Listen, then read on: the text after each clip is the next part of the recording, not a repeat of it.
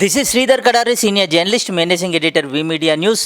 Real estate రంగంలో రారాజుగా వెలుగుతున్న Sucheer India సీఈఓగా, ఎండీగా ఉంటూ సంపద సృష్టిస్తూ కొంత భాగాన్ని సేవా కార్యక్రమాలను ఖర్చు పెడుతూ అందరి మనసులు దోసుకుంటున్న డాక్టర్ లయన్ కిరణ్ గారు మనతో ఉన్నారు. సుచీర్ ఇండియా సాధించిన విజయాలు ఏంటి అనేది లయన్ కిరణ్ గారి మాటల్లో విందాం.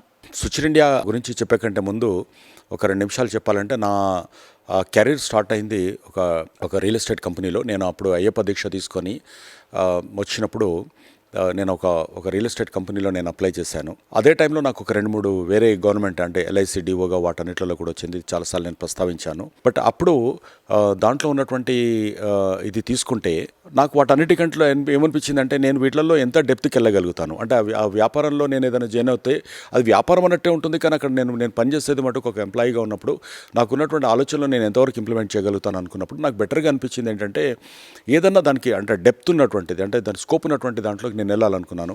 లక్కీగా నాకు ఆ భగవంతుడే నాకు ఈ రూపంలో తెచ్చిచ్చాడేమో తెలియదు, రియల్ ఎస్టేట్లోకి వచ్చాను. అక్కడే కంటిన్యూ అవుతున్నాను నేను. అయితే ఈ రియల్ ఎస్టేట్లో మీరు తీసుకుంటే అక్కడ నుండి నేను శ్రీమిత్రకి రావడం, శ్రీమిత్రలో దాదాపు 10 సంవత్సరాలు అక్కడే ఉండడం, ఒకటే కంపెనీలో.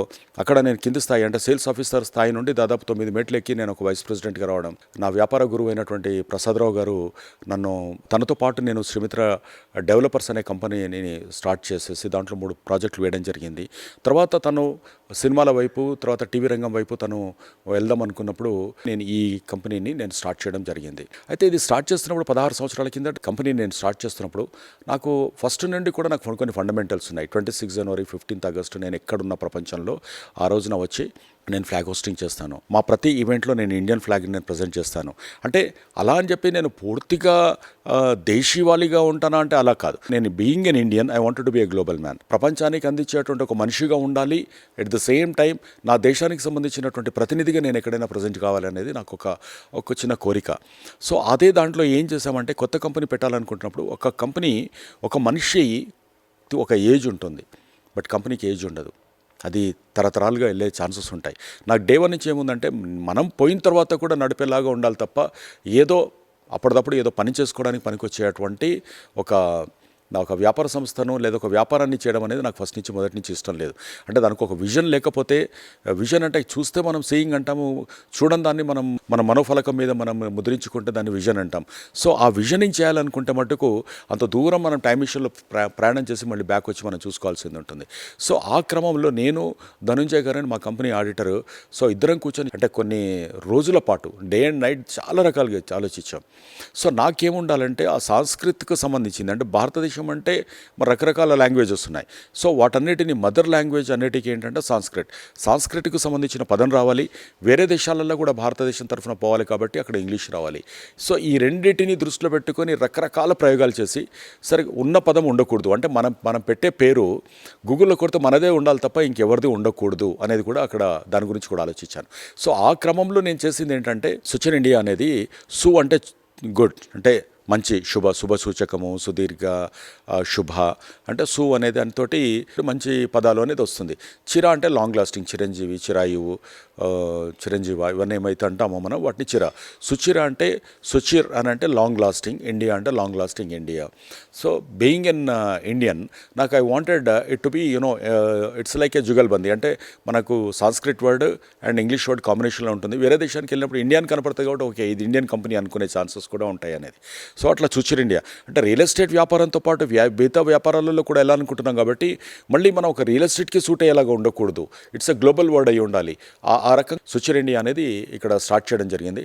సో దానికి ఉన్నటువంటి పవర్ ఎంత స్ట్రాంగ్గా ఉందంటే, డే 1 నుండే దాన్ని చాలా, అంటే అది దానికి ఉన్నటువంటి ఫండమెంటల్స్ అన్నీ చాలా స్ట్రాంగ్గా ఉండాలంటే, కార్పొరేట్ గవర్నెన్స్ ఉండాలంటే ఏం చేయాలనేది కూడా ఆలోచించడం జరిగింది. అలాగే దాంతోపాటు ఏంటంటే, 3rd ఇయర్లోనే బ్యాలెన్స్ షీట్ క్లోజ్ చేసేసి నేను ఐపీఓకి వెళ్ళాలి కూడా అనుకున్నాం. ఈ లోపల Dubai meltdown, global economy meltdown ఇవన్నీ జరిగాయి.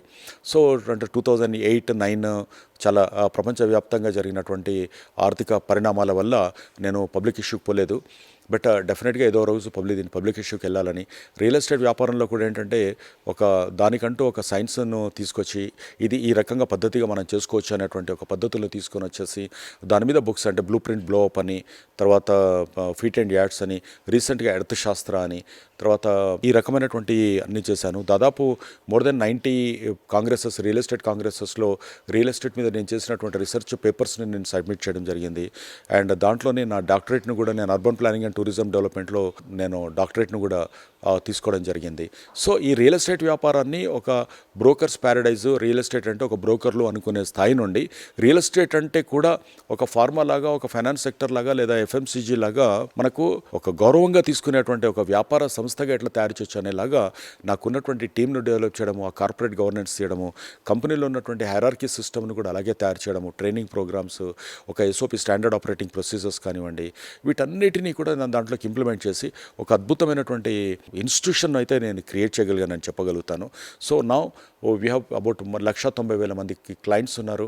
దాదాపు 16 ప్రాజెక్ట్స్ మేము కంప్లీట్ చేశాము.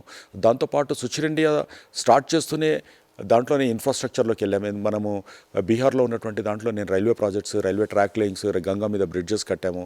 అలాగే మధ్యప్రదేశ్లో ఆదిత్య బిర్లా వాళ్ళ రెసిడెన్షియల్ బిల్డింగ్స్ అన్ని కట్టడం జరిగింది. అలాగే శ్రీలంకలో కొన్ని ప్రాజెక్ట్స్ను టేకప్ చేశాము. అలాగే వైజాగ్లో కానీ, బెంగళూరులో కానీ పాన్ ఇండియా ఎక్స్పాన్షన్స్ను కూడా తీసుకోవడం జరిగింది.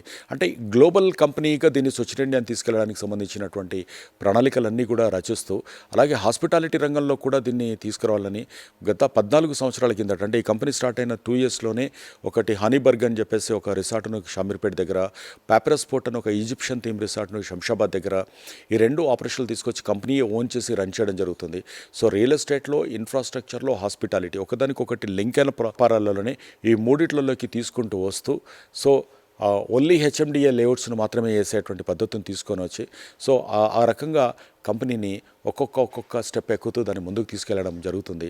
సో ఎప్పుడైతే స్టాండర్డ్ ఆపరేటింగ్ ప్రొసీజర్స్, ఒక నిబద్ధత, నియంత్రణ ఉన్నటువంటి వ్యవస్థను మనం చేస్తామో అప్పుడు మనుషులు నడపరు, వ్యవస్థ దానికి ఉన్నటువంటి సిస్టమ్స్, దానికి ఉన్న పద్ధతులు దాన్ని నడుపుకుంటూ పోతాయి అనేటువంటి నమ్మే వ్యక్తిగా దాన్ని సుచిర్ ఇండియా అనేది స్టార్ట్ చేసి ఈ 3 విభాగాల్లో ఉంది.